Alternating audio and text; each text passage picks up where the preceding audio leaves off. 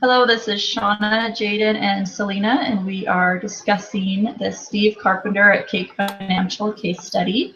We're going to start with the first question, which asks, was the opportunity that Carpenter identified in late 2005 promising?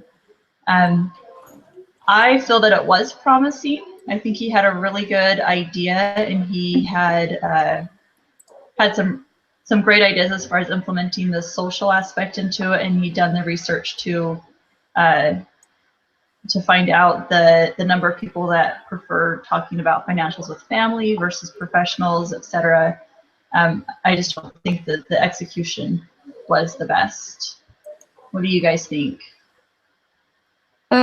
So as far as, so I liked how in the beginning it said Cake's mission was to leverage the internet to fundamentally change how individuals invest. And when I read that statement, that was when I was like, that's kind of a brilliant idea in a way, because right now, like the whole idea of investing and like that whole market, not very many people understand it. All people really know about it is like if you do understand it, it can do you a lot of good financially. So changing it and making it more like user friendly, so to speak, like it looked like it would be like the best idea ever. And as I went on reading, I was like, oh, like maybe not. I don't know. But anyway, what about you, Selena? Let's see. I'd say so, yeah. I think it was pretty promising. Well, and I think that it shows it was promising because in the case study it talks about Mint being a similar, similar business opportunity, I guess, and how they've been successful. I don't know, have you guys ever used Mint? I've never used Mint. I've never heard of it. Oh, you haven't heard of it? It's awesome. You used it? We use it, yeah. It's not only investing, but it's a budgeting tool, and it's just an app on your phone. It keeps track of all of your financials for you. You set goals. It's really, really easy to use. And the analysis, it talks about how they both kind of had similar ideas, but, some of the differences in it. And so I think obviously the idea was a good idea because another company was able to make it work. Wait, but on Mint, can you, are you able to invest off of it? Or does it just track it? I think it just tracks it. Okay.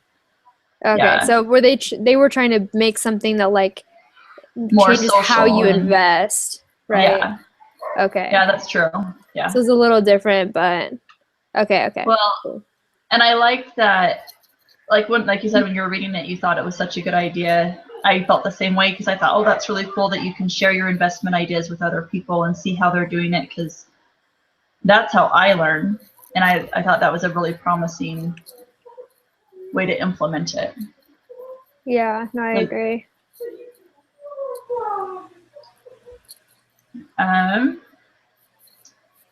Second question. Do one of you want to read that? Yeah. What were the most important assumptions behind Cake's initial business model? Let's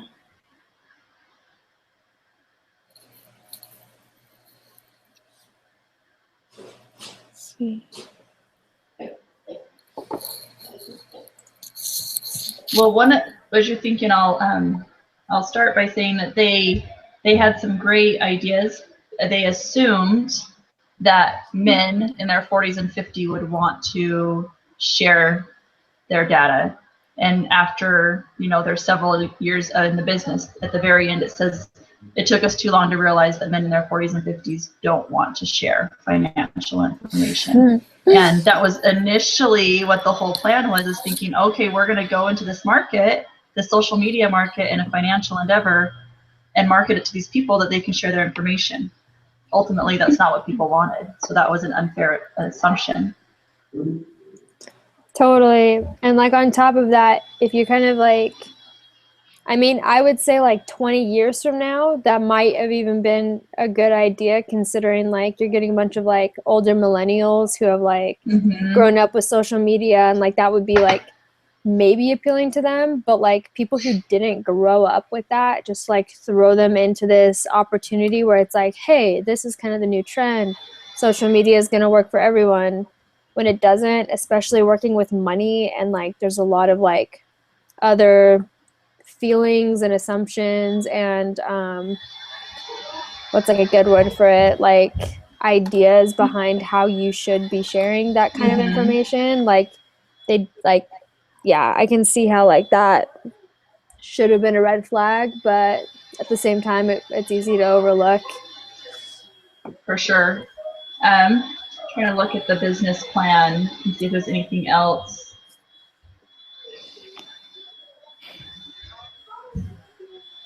So they assumed that they would also get data licensing fees from financial institutions, and that they would have financial information providers, and then it says hedge funds. So I think that was another assumption that they had. They also assumed that their sponsorship fees would be paid by brokerage firms and other financial information providers, and I think they found along the way that it was hard to get the financial providers on board with it. And so that is another assumption that didn't work out, unfortunately, in their favor. Yeah, didn't they say something like basically everyone was like, yeah, let us know if it works? Like, yeah. They didn't really want to, yeah. That makes sense. I would probably do that too. It reminded me of Shark Tank, like them coming up and being like, this is our idea, and then being like, maybe.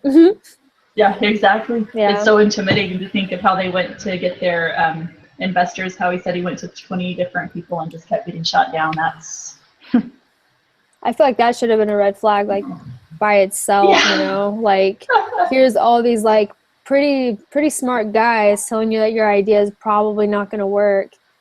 I mean, yeah, but he still was able to make 2.8 million in venture funding right off the bat. So maybe that gave him hope. Yeah, I guess so. I mean, if somebody came up to me and said, I trust I believe in your idea, I'm going to give you 10.8 or 2.8 million dollars, I'd be shocked. Like, that's true. That is true. Poor fool. Just kidding. yeah.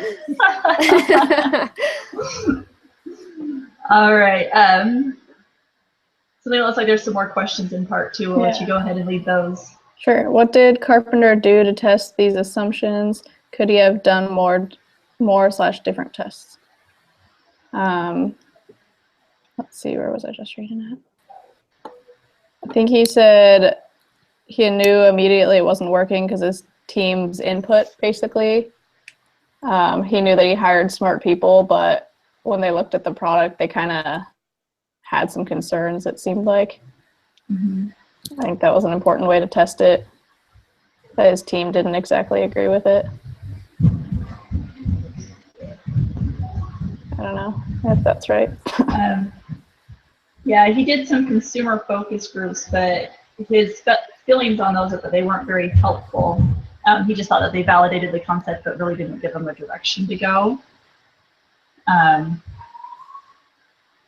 He thinks, I read that he felt that he would have learned more from building a lightweight product and seeing how investors used it rather than thinking he knew how they would use it and building the wrong platform.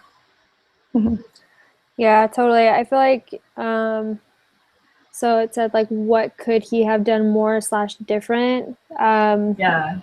Yeah, that's definitely one thing is like, I feel like if he had done kind of like a smaller scale, less expensive, kind of like test the waters, like if people were reacting positively to that, like I feel like he could have like been more validated on like, yeah, I'd go forward with this, but he kind of just like, he went to like the final product before like knowing enough about it, because like you said, like when somebody throws like $2.8 million at you, and like when other similar ideas have gone like so well, and like I mean like everything's looked like it was in his favor, so it's totally understandable, but at the same time like he showed a little bit of carelessness just like in not taking those first little baby steps and just kind of jumping the gun a little bit. Absolutely. Yeah, I noticed that it was quite late in the business that they hired, what was his name, Yeah, Lawrence Lowe. something. And he was like a key player, and I kept thinking if they could have brought him in originally when they were working on the business plan, how to do that market analysis, and I think he could have steered them in the right direction. But by the time they brought him on, they were almost out of their venture capital, and which was a lot, they, first of all. Yeah, they withdrew a lot of money.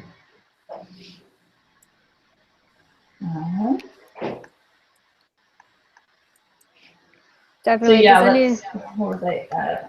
Does anybody else have ideas on like how they could have done things differently, or like testing his assumptions? Maybe like right off the bat, taking advice from people that didn't agree. I don't know. Like he didn't listen to them, or what do you mean? Like maybe like right off the bat when people had concerns, to maybe like take those into account. Yeah, he didn't really, like he was kind of just searching for information that like supported what he already thought, instead of like being a little bit less biased about it. I think that's a really good point. If you think about the Rent the Runway case last week, that was in this class, right? Yeah. How when she first went to the designers, she was trying to validate her idea, and then she realized she had to find out what their concerns were and address it. And I think what you both said. She took their advice. Yeah, I think what you both said, when he went to venture capitalists to try to gain money, he should have maybe turned around and asked what their concerns were and be able to implement that into his design. Yeah, great input. That's true. So they do in Shark Tank a lot. Yeah. The investors give them advice, and then they're like, okay, that's smart. Yeah, hopefully. Some of them are really rude. Yeah, that's true. All right, question 3. Do we go ahead? Yeah. Is that supposed to say assets? Assess. Okay. Assess Carpenter's decision to sell Cake's assets. Should he have done this sooner? Should he have gained the subscription product more time? Should he have given the subscription product more time to develop? Oh, that was rough. Sorry, guys. You're fine. So, like, that's hard. I feel like it could go both ways. Yeah. Do you think that like that question should be answered like looking back? Do you think that that's what he should have done, or like more in the moment?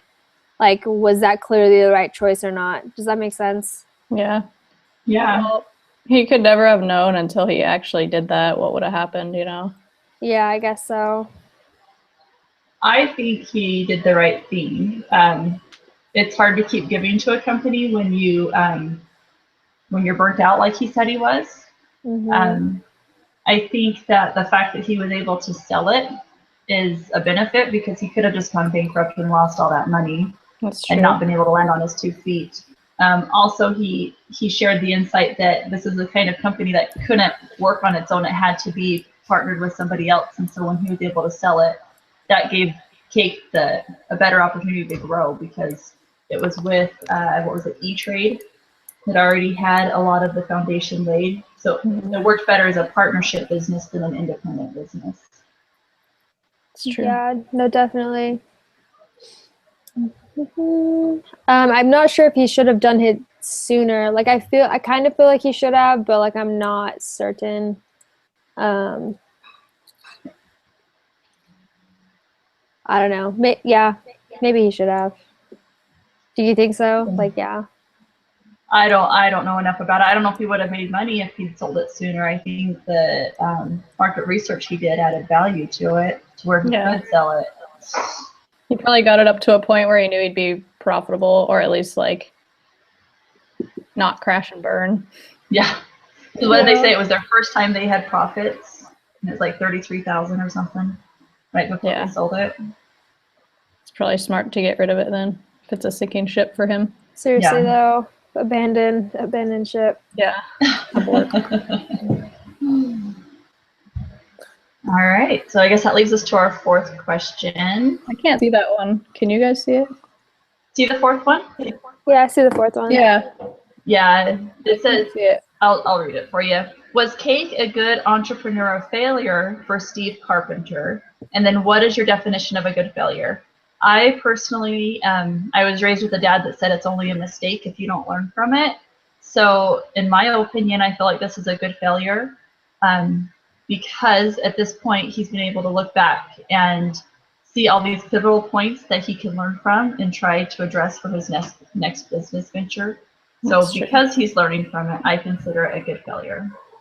And it didn't affect him too horribly in the end, you know? It's not like he lost everything, which he could have financially. So. Yes. On the flip side, I was kind of thinking about maybe his reputation and like as far as like partnering with other people and kind of just like, I don't know. It seemed like if people, like if you're running a business that's hosting millions of dollars and also just like millions of like liquid assets and like,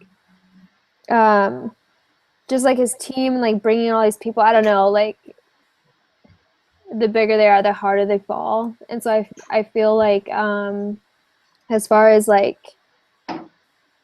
him learning and it being like a good failure, like that's great. But at the same time, like it could, like I can also see how like it could have been a pretty bad failure as far as like reputation goes and time goes. Cause like how long, let's see, did it start in 2005 and end in like 2009 or something? So that's like that's like 4 years at least that he was like working on it, I think. I don't know. As just like thinking about it, like he probably lost like a ton of money, a ton of time, maybe even some connections and some reputation even, which is like hard to come back from. But I feel like it was a huge learning experience for him as far as like I don't know what he did afterwards, like so it's hard to say if it really was a good learning experience yet, but that's my 2 cents. Yeah. Yeah. I understand the reputation. I thought it was cool that they said at the end that he believes that the Silicon Valley tolerates failure as long as you don't consistently lose money for investors. So I guess he's hopeful that his reputation wasn't ruined. The Silicon Valley, isn't Google based out of there or something? Yeah, a lot of companies and startups. Yeah, okay. Cool. So, yeah. All right. Is there... Okay, then the last question on there, what should Carpenter have learned from this experience? Whoa, I can't see number 5. Oh, there's no number 5. That's just the end of number 4. Oh, okay. I was like, what? What should Carpenter have learned from this experience? What do you guys think? Ooh. Probably a lot of things, especially about investing and I don't know, like running a company, I would assume. I think that one of his biggest downfalls is he didn't understand his audience enough. Like he didn't understand the people who he was supposed to be targeting. And like he was thinking of something that ideally should have worked out, but when you give it to people, it just like doesn't work out. You know, I can't think of like too good of an analogy for that, but basically he was giving these older men who didn't grow up with social networking a way to manage a portion of their money through social networking. And it was just kind of like, what? Like when you look at it that way, it's like, what was he thinking? Like, that's so wrong, right? But like, I don't know, it seemed awesome. Like it seemed like a good idea to me at first when I first read it. I was like, how did he fail this one? You know, but anyway, bottom line is I feel like his biggest downfall was like he didn't understand the people who he was going to be selling his product to ultimately. Yeah, I agree with that assessment that he needed to understand the market a lot more and put more time into the research before building the product. And I also think he mentioned that he got his venture capital right away, and that puts you on a timeline because you only have so much of it. And if you don't make If you're not profitable, then you're not going to get another venture capitalist to keep funding your company. And Yeah, he makes hadn't done sense. his market analysis or anything, and he got that venture capital. So all of a sudden, he was rushed to put together this really complex product, and they weren't able to get their what's it called? Their platform, basically, for collecting the data. They only could offer 12 financial institutions, where Yodel offered 8,000. So that's just So not he very. raced into having an investor too fast before he was really really ready. Yeah. Yeah. Yeah, Go ahead. oh, sorry. I mean, like, it seems like he should have just kind of like said, "Hey, we appreciate your investment, but like before we take it, like we want to look into it a little bit more." But then again, that's really hard to say when you're trying to get this company started up, and then there's like millions of dollars on the line, and then it's like you don't want to strike doubt into them, you know. But at the same time, I feel like he could have like postponed using that money for a little bit at least, Yeah. so then the investor feels comfortable, like, oh, they still have my money, they haven't spent it, they're just doing this right now, you know. I don't know. Well, and then he also rushed into, what was it called, the tech presentation, because they weren't going to launch until November. They were going to do a beta system in June and then launch in November. And then he was invited to that tech crunch something. I can't remember what it's called. Yeah. And so they didn't do the beta test, which would have been really beneficial to learn from. And they did a full launch in September. And Yikes. they were so rushed to do that I thought also not being really prepared to go into the market hurt them too, because they didn't have like a well-tuned product to put out there. That's true. Yeah, no, I agree completely.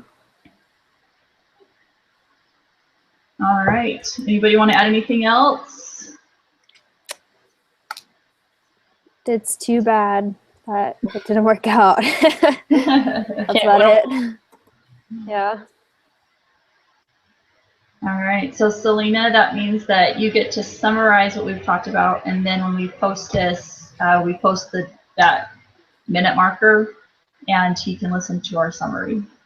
Do one of you want to summarize it? To be honest, I didn't do very well today. I'll just say. I can do it tomorrow, though, for sure. Okay. I can go ahead and summarize. That's okay. So we talked about how Steve Carpenter's idea was actually a really good idea. We thought that it showed a lot of promise as far as wanting to implement a social media and a user-friendly way to invest and learn how to invest. However, he made some assumptions in the beginning about who his market was and how to reach them. And unfortunately, it took a few years to realize that he was going after the wrong market. He did do some tests initially, but we felt like as a team, rather than testing to find out if his idea was going in the wrong direction, he only did tests to find out if his idea was good. We talked about some of the things he could have done differently, some pivotal moments. Some were taking venture capital too soon. Others that we talked about were drawing a blank. Oh, not doing his market research, obviously. We talked about two different ways to look at his entrepreneurial failure. One could be good and one could be bad. The good is if he's learned from it and he can apply it to a next business venture, then it can be considered a good failure. However, if he failed substantially to the point that he's ruined his reputation and has a hard time finding funding for future endeavors, then it would be considered a bad failure. Again, and what he should have learned was different timelines and how to approach a business in the future and doing his research in advance. And this is Shauna, Selena, and Jaden. And I guess that's it. Thank you.